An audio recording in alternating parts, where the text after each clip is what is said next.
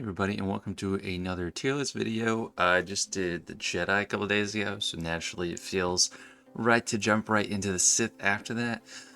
You can notice for this one only, I made the S tier red because, of course, Sith basically only use red lightsabers. So it's kind of the same as the Jedi faction. The actual tiers are how the Sith relate to themselves. So it's not like a marquee level or a journey guide level. It's closer to like a journey guide level because the bar is higher. There's definitely journey guide characters in here, but like a S tier is the best there is. And if someone's in the A tier here, they might not be in A tier for marquee or journey guide. But yeah, let's get into it. I'm going through this alphabetically. So first up we got Bastille Fallen, and to me she's definitely mid A tier. She's just an incredible character because she gives out so many debuffs. She boosts her leaders so much. If it's Darth Revan, it's even more. No matter what Sith leader she has, they're getting an extra 50% defense, potency, and tenacity, and get foresight at the beginning of the battle, which is great on its own. But if Darth Revan's her leader, it's plus 70% max health and health steal, and enemies can't gain. They can't land debuffs if they have corrected battle modification. So incredible there. And then her attacks, she has a quasi AoE. It's an AoE if you have shock on there, and it does a lot. She's great in Conquest right now because she's a support character and she deals tons of damage with her basic, which has ability block on it. It's always awesome. And then she's one of the few characters that can inflict fear, and then the amount of debuffs she throws out is incredible.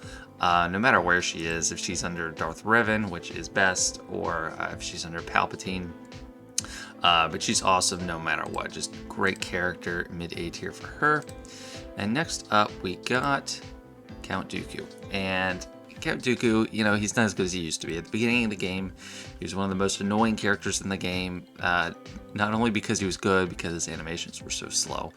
But he inflicts shock, he can stun, he's got ability block on his basic, which is pretty good, but he's kind of homeless a lot of times. In 3v3, I threw him under Darth Maul lead with Savage, and that had some good use.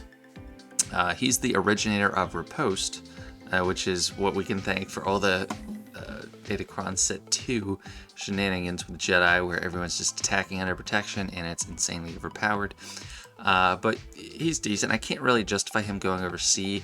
His leadership isn't really used. If you have a non-droid separatist team, usually Newt is the leader. I really wish they'd give him a ship. I think that'd be awesome. He has a ship. We need more ships. Separatist ships would be great. We only have 5. Give him a ship. Next up, we got Darth Malak. And Malak is, of course, high A tier. Borderline S tier. I put him in A because you'll see the ones in S are clearly a level above, given their leadership and their overall capability.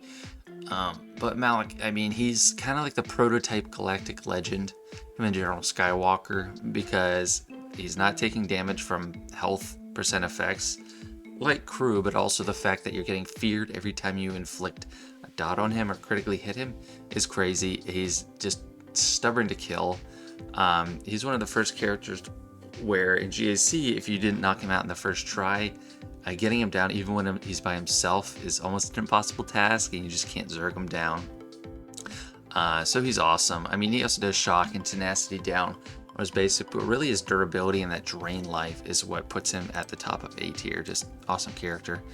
And then his counterpart, like his clone or whatever, Darth Malgus. I mean, they're both bald, they both got a face mask. I don't know if that was just a lack of creativity in Old Republic land. A lot of Sith always seem to have some kind of really debilitating physical issue. Just an examination. But he is so good. Even without that Datacron, people were thinking he'd kind of lose a step without the Datacron. And he's not as good, but he's just still incredible. His health and protection pool is insane. It's galactic legend-ish because he's gaining so much all the time. He can double his health pool with his basic if he double taps enough. And with his leadership, he's giving out 80% critical chance, 50% mastery, and 30 speed in Grand Arena alone. That's just insane stat boosts. And Sith Empire allies have plus 10% critical chance and max health and speed for each other Sith ally. So if you have or no, for each Sith ally, Sith Empire ally. Yeah, so that's at max 50% of all those stats. It's insane. I mean, doubt is basically shock, except you can't recover protection instead of you can't recover health. He's inflicting fear all the time. If his team gets hurt, someone falls below 50% health, all of the team gets feared. It's crazy. And the fact that he's immune to stun and fear, and also healing immunity himself, that's what makes him more of the Galactic Legend.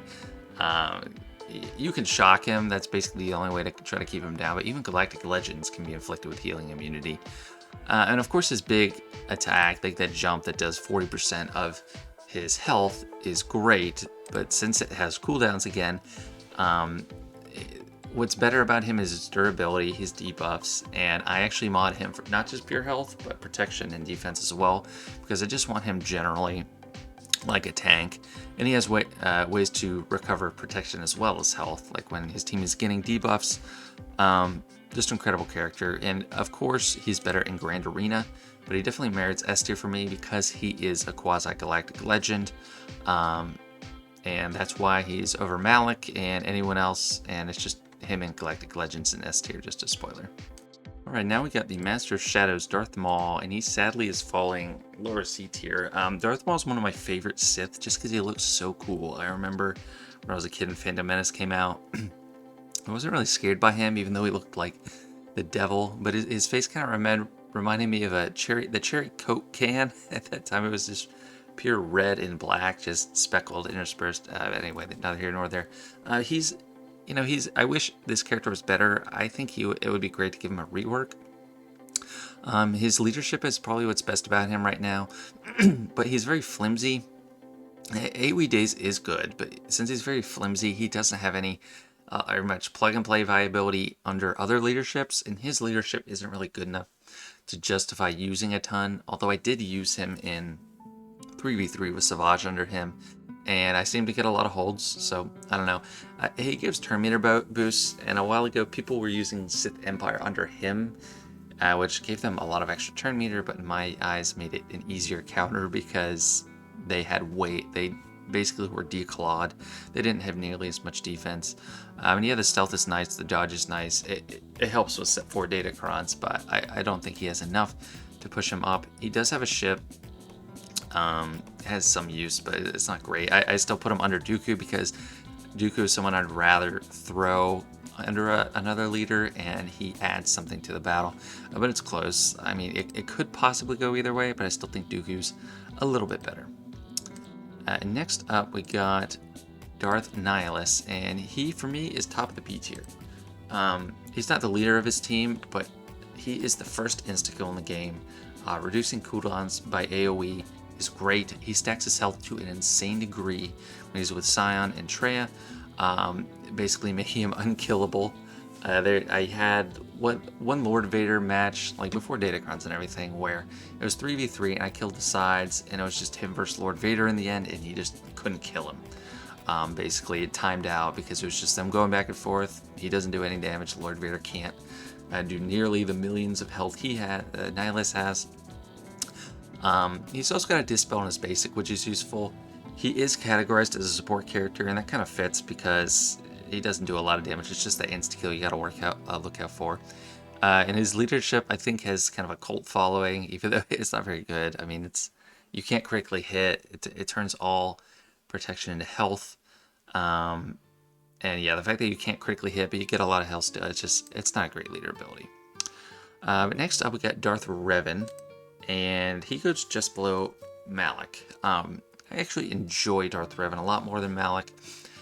Insanity is still one of my favorite moves. Getting AoE fear on the whole team is just kind of OP to me.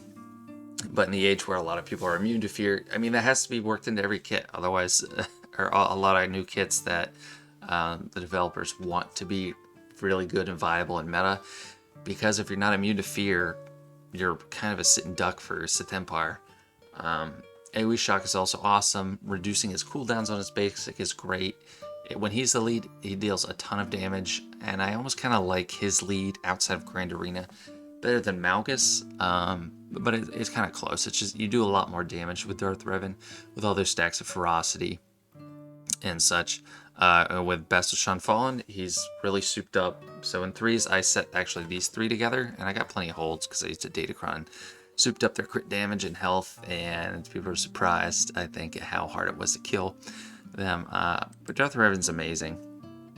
Definitely high A tier for him.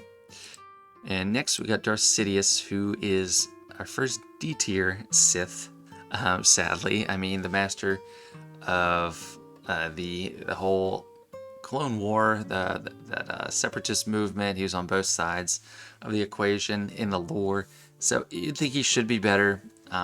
He has a territory war Omicron, which gets him in D tier, but I don't value territory war that much.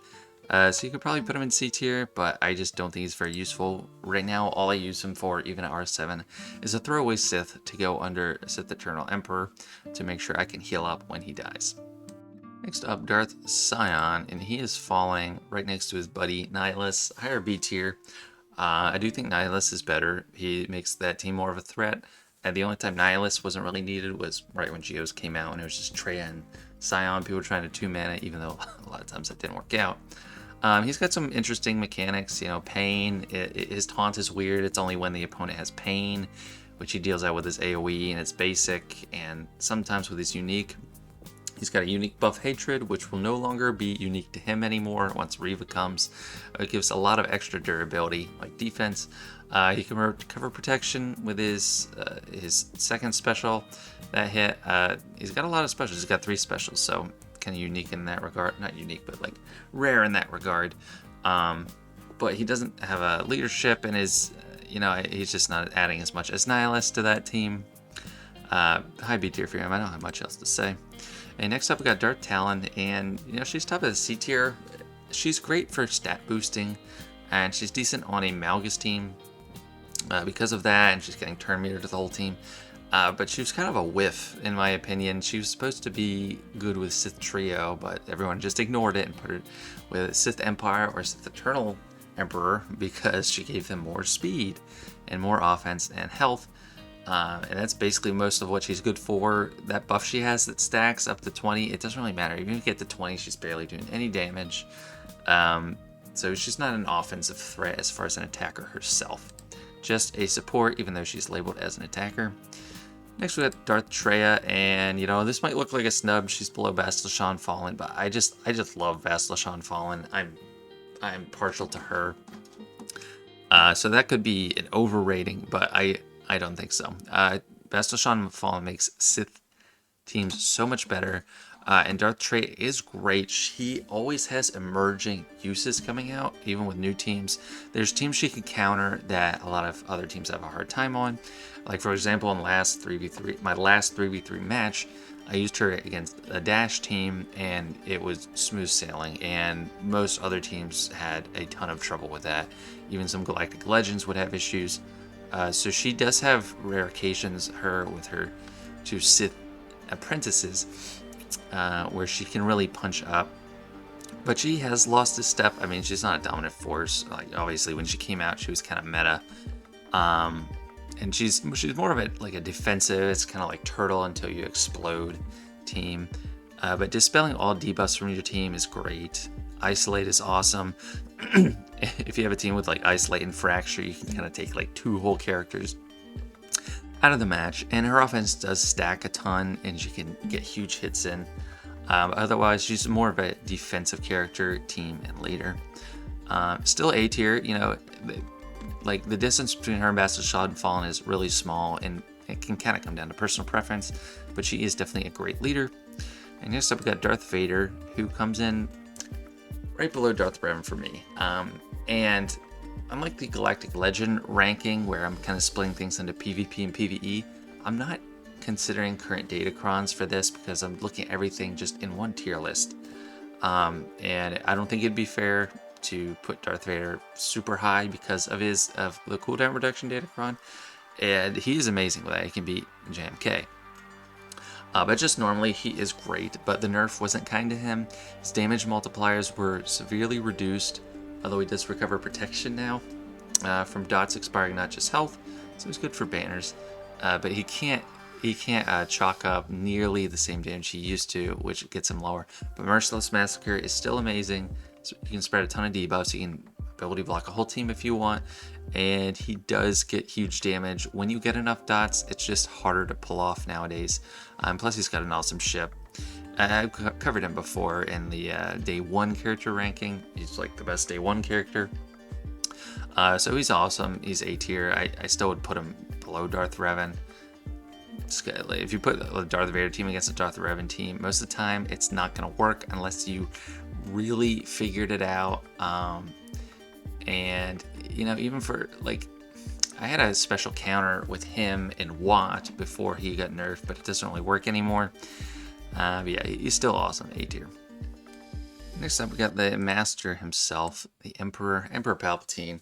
I give him A tier. One of the most frequent complaint comments in my Journey Guide ranking was that I ranked him too low. And I can kind of see that. In the Journey Guide, he might get bumped up a little bit, like to bottom up into B tier. But in this tier list, he is A tier.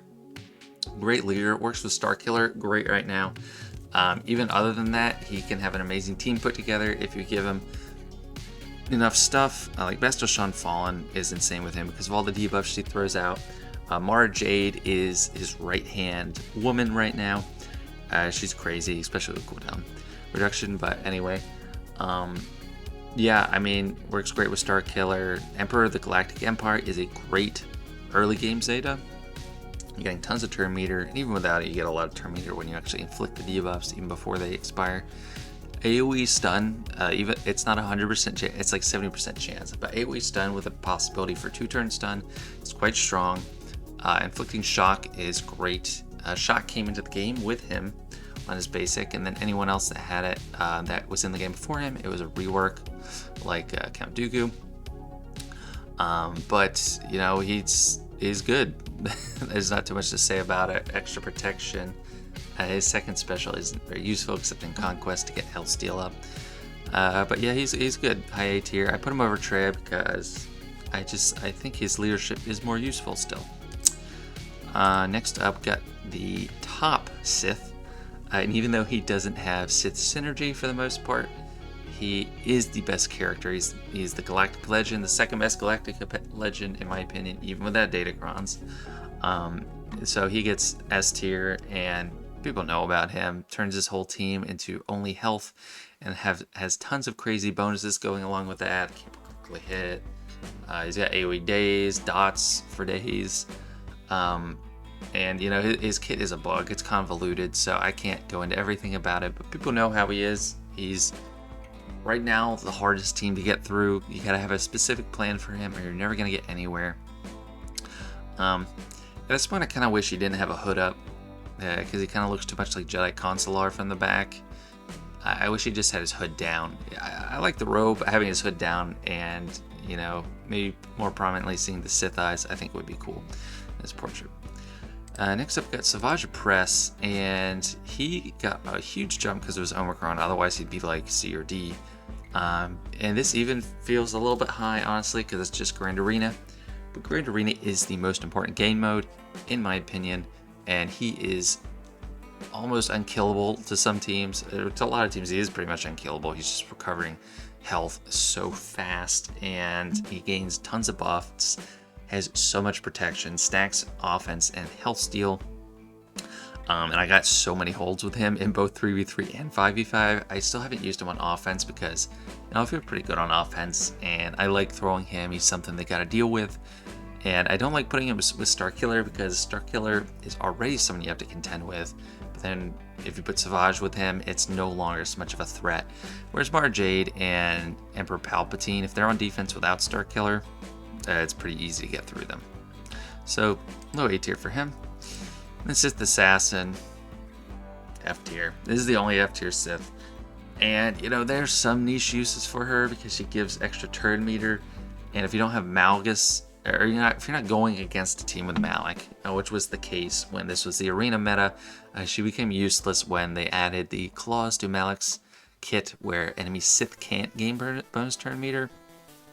That was mainly because of Emperor Palpatine, but she just doesn't have a use. She has a ship, but it's like the worst ship in the game, so not too much impressive about Sith Assassin. And we're kind of deep into the generic characters right now, since they're the ones that start with Sith. Next up is Sith Empire Trooper. You know, there's not much to say about him. He's a great pre-taunting tank, great protection, great defense, but doesn't do much of anything otherwise. He's literally basically just a pre-taunt. So he gets higher C tier and even above Dooku and Darth Maul because that has its uses, and he can be very hard to kill. Is great on defense, and having a pre-taunt is something I very much value because there's a lot of counters that just rely on him, and he's not dependent on other Sith or anything. He has pre-taunt, it just happens. And the exception to the generic characters is Sith Eternal Emperor, of course. And even though I ranked him as the worst Galactic Legend, he is still a Galactic Legend, and he is better than the field of all characters that are not Galactic Legends. Pretty much, I think that's an ironclad statement. But yeah, people know what he does. You know, links people up, annihilates them eventually, recovers protection for his whole team. Even though his team seems to die a lot, it's hard for him to keep the whole team alive except himself. But mainly, he doesn't even go with Sith. He just goes with Watt or Armor and Geonosian Brute Alpha and like Thrawn or something. So he just has a really motley crew. And I don't know if it was a design flaw. It's really hard to see things ahead of time how they're going to shape out. But the way he works, it's just you just want to keep him alive. And he doesn't have much teeth to him until the ultimate. That's one of the biggest problems. It doesn't do a lot of damage. There's not much threat. It's just like, okay, are you going to get there or not? That's why he's not good on defense. It's easy to take him out. He's susceptible to solo because you need two people to link. You can't just link one person. You can even get beat by Wampa in Grand Arena. So, you know, definitely lower than Lord Vader, but I still gotta give it the nod to him over Malgus, even though he's the worst Galactic Legend. He's still a true Galactic Legend. And yeah, that's about enough for him. Next up, we got Sith Marauder, and Sith Marauder is kind of underrated. He only has 3 abilities, but he has really high damage potential. He gains 2% offense and potency for all debuffs on all characters. So under Darth Revan, that's really ramping up because of all the ferocity. But if there's tons of debuffs out there, he hits like an insane amount. He grants potency up, which isn't, you know, it's not that great. But he's also reducing the target's max health if he gets a critical hit by 15%. And that's something that's really overlooked. And that has great potential. It's kind of like General Skywalker in the day, but they don't have to have no protection. It's just, if you crit, this happens. He inflicts offense down on his basic, but a big thing to me that gets overlooked is he gets 10% defense, health steal, and tenacity for all buffs on all characters. So that's why I had one battle where I was using JMK without Cat. I think it was in 5v5 against a Malgus team.